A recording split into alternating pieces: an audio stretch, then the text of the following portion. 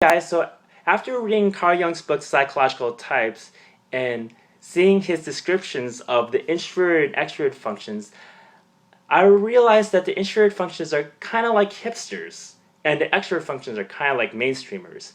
The major contentions between the introverted and extrovert worldviews, which Carl Jung presented, are similar between that of hipsters and the mainstream. The potential positives and negatives of introversion and extroversion are similar to that between these two parties. So keep in mind, we all have both introvert and extrovert functions in all of us. So there's an inner hipster and inner mainstreamer in all of us, and I'm just using this as an analogy. So let's start off with introvert feeling. Introvert feeling is such a hipster, and extrovert feeling is so mainstream. Introvert feeling is like, I have these feels which are so deep inside of me, which are so original and unique to my situation, which no one else could possibly really feel or understand. Introvert feeling may go so far as rejecting all mainstream values. Extrovert feeling is like a bunch of happy puppy dogs just running around, indiscriminately slobbering their love to everybody. The introvert feeler asks, what is this nonsense? Is this really love? Extrovert feeling is like a fraternity or sorority, combining fraternity and sorority together. A fraternity and sorority in which everyone feels like they have to conform to maintain the atmosphere of the group.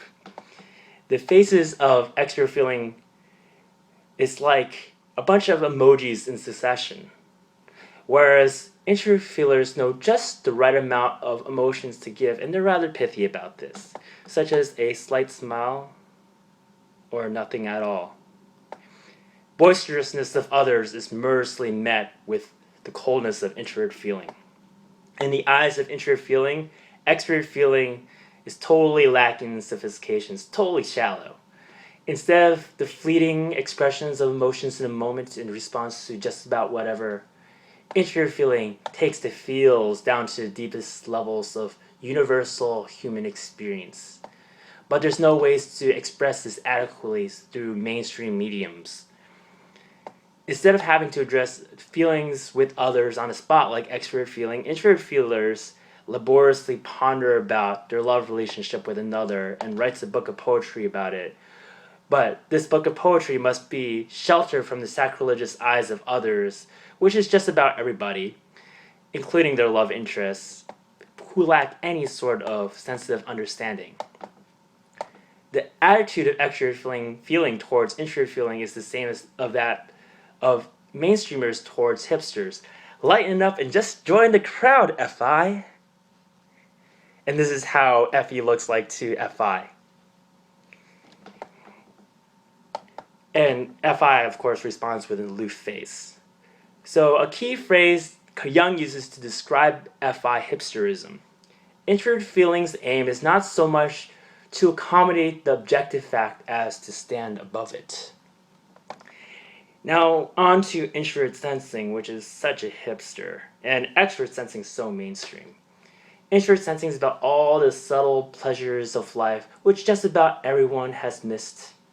The lone artist with his camera who notices the beauty of sunlight bouncing off the leaves in the spring, but whenever he or she points it out, everyone else is just like, that's nice, and then moves on.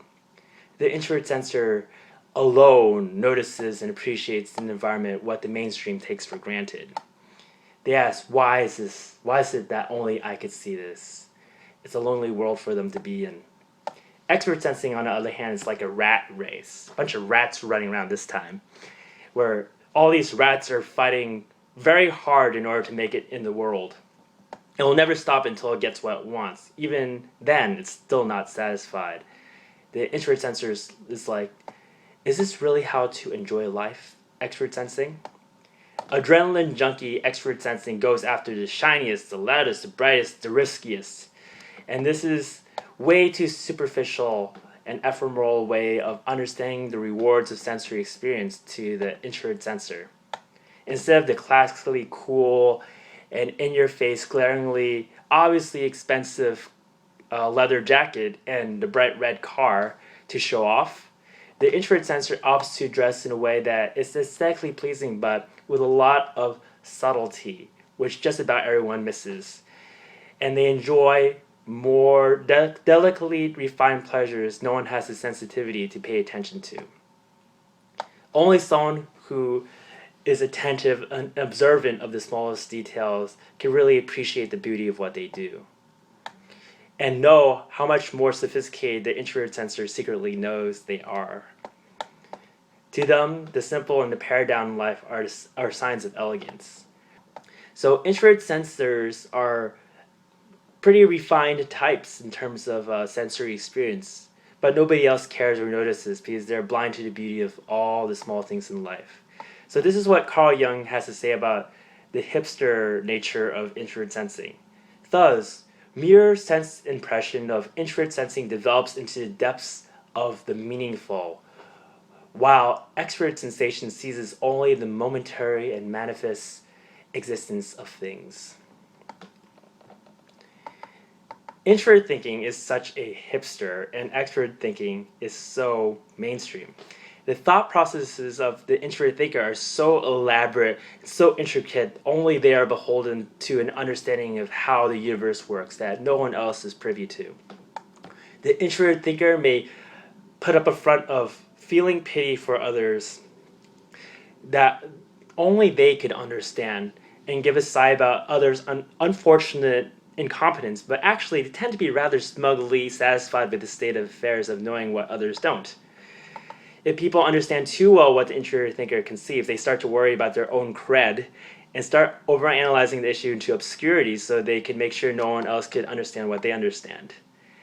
They just have to add as many abstract symbols and qualifiers and dryness to their work as possible, to the point no one else has the patience to pick up what they write. With an understanding that no one else has, they could proudly nitpick on hair-splitting inaccuracies and feel superior to others. Introvert thinkers are even in competition among themselves to generate boring material, one-upping each other as much as possible in this regards. They would even hoard their knowledge for themselves instead of divulging it to keep ahead of everyone else. Nothing is more detesting to an introvert thinker than the mainstream corporate and bureaucratic world of extrovert thinking, where everyone is set on hamster wheels. So now there's a hamster image going on here. Introvert thinking is way too refined to be dealing in productive matters in society. Instead, it engages in the idle pastime of the Greeks, thinking for its own sake, which horrifies extrovert thinkers who think these people need to follow the standard protocol of life of getting a job and meeting obligations. Introvert thinking is too dangerous because it might test the assumptions of this protocol. Extrovert thinking impatiently wants to get from A to B because that is what the protocol says to do. So once it reaches B, it exclaims, "I got from A to B. Now give me a cookie, give me a cookie." But the cookies are not are not rewarding to introvert thinkers at all, but thinking in itself. Getting from A to B is way too simple for them. It has no interest in actually affecting reality, devoting its life to intellectualism. So what Jung has to say about the hipster nature of introvert thinking? The subjectified consciousness of the introvert thinker striving after an abstraction of abstractions to the nth degree only attains a supreme intensity of thought process in itself quite empty. Introvert intuition is such a hipster and extrovert intuition so mainstream. Introvert intuition, like hipster, strives for an aesthetic of an idea in itself without necessarily considering whether it has any rational or moral implications. The idea is cool in itself.